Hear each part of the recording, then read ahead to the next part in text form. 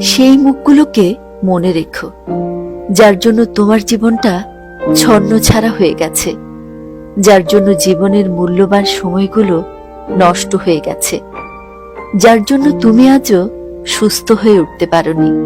সেই মুখগুলোকে মনে রেখো, যে বিশ্বাস ভেঙেছে, যে বিপদে হাত ছেড়েছে, অপমান করে যে তোমাকে সবার সামনে ছোট করেছে, সরলতার সুযোগ নিয়ে যে তোমাকে নিঃস্ব করে ছেড়েছে। আঘাতের চিহ্ন, অপমানের দাগ কখনো ভুলতে নেই। তাতে আর যাই হোক, নিজেকে অন্তত ছোট হতে হয় না, বরং মাথা তুলে বাঁচা যায়।